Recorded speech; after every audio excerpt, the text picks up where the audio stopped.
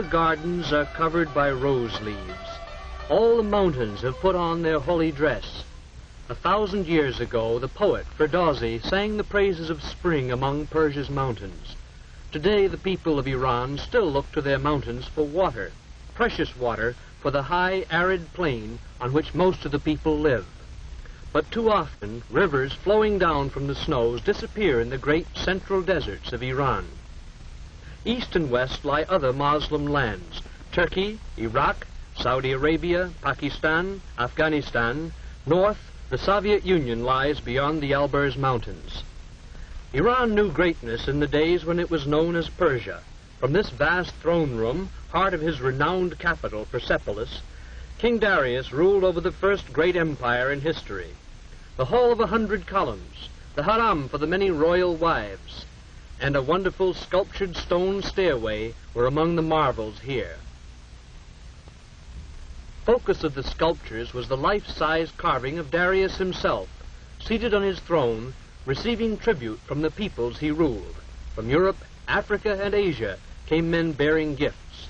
In the procession were Syrians, bringing golden bowls, bracelets shaped like horseshoes, and small horses from what is today Arabia. This was sort of tax day 25 centuries ago. There were Medes, there were Scythians from what is today southwest Russia, there were sheep from what is today Turkey, there were vessels with exotic shapes, full of precious liquids. There were humpbacked cattle from what is today India, all these part of the Persian Empire in its days of greatest glory. There was a chariot, like those of the pharaohs. Even Egypt was ruled by this Persian king, and there was a Bactrian camel from what is today Afghanistan. The tax collectors were the men of his mighty army, and on these golden tablets Darius inscribed, "I am Darius, King of Kings. The great god Ahura Mazda has given me the rulership of all races. This is my kingdom." Here, in gold, was outlined the empire which was handed on to Xerxes, his son. Xerxes, at the head of vast armies, extended Persian rule to the limits of the known world. The Persian armies met defeat in Greece at the Battle of Marathon. Under Alexander, Greeks pursued the Persians back to Persepolis. Through this gateway, Alexander the Great strode in triumph. Conquerors of a different kind came 1,000 years later, when in from the Arabian Peninsula swept men with flaming sword and a fiery new faith. As this new faith of Islam grew and mellowed, the followers of the Prophet Muhammad built great churches called mosques. The Masjid-i-Shah, the royal blue mosque of Isfahan, was completed in the 17th century by Shah Abbas. He ruled during Persia's second golden age. Polo was developed in Isfahan and played in the great square, while the Shah watched from this porch over the palace gateway. From his palace, Shah Abbas ruled a reborn, expanding Persia. He built roads, irrigation systems, and great bridges like this one, but even his empire finally crumbled. Centuries later, in 1925, Reza Shah rose to power, and a new era began, marked by a turn from old customs toward Western ways of thought. Under Reza Shah's son, needed land reforms are changing old patterns and bringing hope to the people. The young Shah's palace is typical of the architecture of modern Tehran. Former rulers lived in the Golistan, or Rose Garden Palace. In its mirror throne room is one of the world's most fabulous objects, the Peacock Throne. This golden seat of state was designed so that its occupant sat cross-legged with his back against a bolster crusted with pearls and rubies in gold settings. Built for the great Mughal of India, it was captured by Nadir Shah and brought to Persia 200 years ago. Above is the jeweled peacock from which the throne gets its name. Tehran is the capital of Iran, located in the north with the Alborz Mountains in the background. Tehran is a modern city with roots in the past. The great Muslim religious college of Sepah Salar is one of the intellectual centers of the Islamic world. These young men are studying to become mullahs, religious leaders. Their tranquil cloisters contrast with the busy life of the city. A woman wearing the enveloping chador is a reminder that even here in this modern city are strong links with Eastern tradition. New buildings and modern apartments are among the visible signs of progress in Tehran. At their national university, young Iranians, with a growing spirit of national pride, are becoming the doctors, teachers, engineers, and leaders of the future. Isfahan is the art and craft center of Iran, as it was in the days of Shah Abbas, when her people boasted, "Isfahan is half the world." Much of the imperial splendor survives, and in the bazaar, the ancient crafts, like coppersmithing, continue little changed. Modern machinery has come to Iran, but it still is far less difficult to hire a skilled hand craftsman by the day than to find capital to buy an imported machine to do his job. The hands of Isfahan craftsmen turn with special skill to the creation of fine articles of silver. Machinery will never be able to replace artist craftsmen like these silversmiths. Their skill is not easily acquired.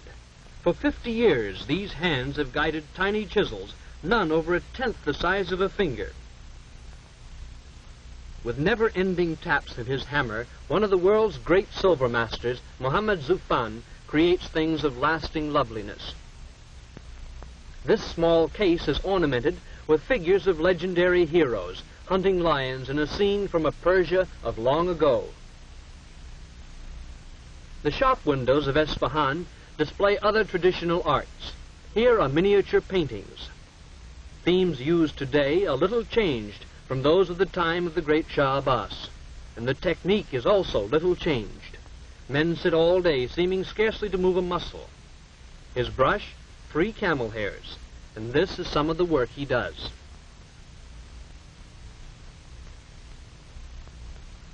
The best-known product of Isfahan hands is, of course, the Persian rug. An average rug is made up of at least 1 million tiny knots, every one of which must be tied by hand. The knots make the woolen tufts, or pile, of the rug. The warp, or foundation of the rug, consists of cotton threads wound between large wooden rollers. Rug industry wages are low. One of these skilled weavers earns less in a week than an average American laborer receives for 2 hours' work. After a few rows of knots have been tied, they are pounded tightly together with this comb-faced hammer.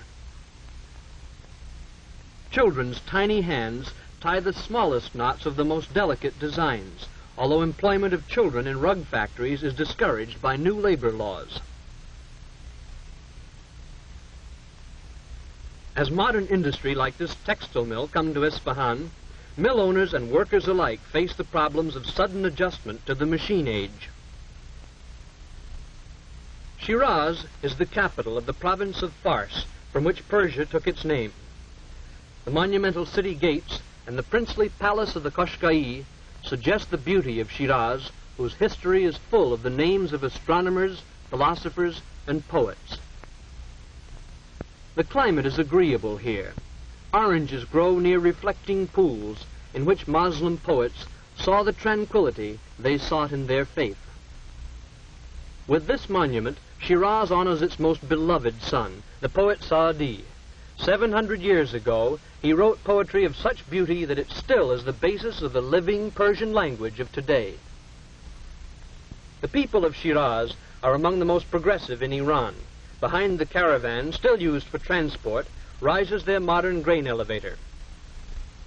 They built a fine new technical school where young men are learning to use machine tools and thus reduce Iran's dependence on foreign manufactures. They point with special pride to their rapidly expanding medical school, in which young people are being trained to fill the serious shortage of doctors. Some of the students are women, evidence of change disturbing to the conservative Muslim clergy. Medical care has not yet reached much of rural Iran. About 90% of the people live in villages like Kinare. Kinare exists because it has water drawn by this primitive hoist. 3 centuries ago, elaborate irrigation systems operated. The land fed twice its present population. Today, this hoist reaches only 60 feet. Its capacity, 2 goatskins, about 8 gallons of water a minute. Here the people of the village come to wash their clothes. And in this same water, they do their dishes. They see nothing wrong about having the sheep and goats come to drink at the same source from which they draw their water to take home for cooking and drinking. A girl named Zara carries on her head the quart of water she's walked half a mile to get. There is no school in Kinare, so Zara has not heard of the dangers of bacteria in drinking water. Kinare is cold and dusty in winter, hot, even dustier, and much more uncomfortable in summer because of the flies. At home, Zara's mother makes bread from wheat flour that was the family's share of the crop. The landlord owns the fields and also the house in which Zara and her family live. Sickness breeds easily here. It comes from dust, flies, unclean drinking water, and often just from too little soap, because soap is expensive. Main food is bread. Only occasionally are there vegetables and a little goat milk. Meat is scarce, so the diet is mostly bread and not much else. Yet for all their poverty, these people are kind and decent, honest, honorable, and friendly. Their bedding is the most precious thing they own. They have a copper samovar, a broken kerosene lantern, a teapot, a few cups and saucers, a mirror, and a picture of the Shah. Together with their clothing and cooking utensils, these things are all that this hard-working family owns. The house has 2 rooms, a sleeping room upstairs and a cooking room downstairs. This is the only stairway. Mother is baking bread this morning. Although Iran is rich in oil, oil products are still too expensive for this family, so Mother walked 15 miles to gather twigs for her fire. As Zara's father, Mustafa, walks to work, he realizes that he is neither much better nor much worse off than his neighbors, who are neither much better nor much worse off than most of the 16 million people of Iran. And as he works in the fields with the landlord's oxen, he knows that little has changed in Kinare in 25 centuries. There is still the old system of land ownership, which sometimes requires the tenants to pay 80% of their crop for the privilege of working the owner's land.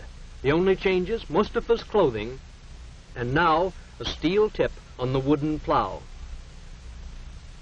Like most people of the Middle East, Mustafa wants the benefits of mechanized civilization. Change is coming as the great natural resources of Iran are developed. The most important resource is oil. At Abadan is one of the world's largest refineries, built to serve customers of many nations. Developed by British interests, Iranian oil has been the subject of bitter dispute. With no tradition of mechanical experience, Iranian technicians are developing skills to operate complex machinery. High industrial wages have attracted men from all over the country to work in the unfamiliar angle of technical equipment. Men from the highland tribes, men from the city bazaars, have put on the workman's helmet. This, then, is the new man of Iran, a man who looks with hope to the time when, with further development of industry and her great natural resources, Iran may know again some of the glory it knew when Darius ruled at Persepolis over the mightiest empire the world had ever known.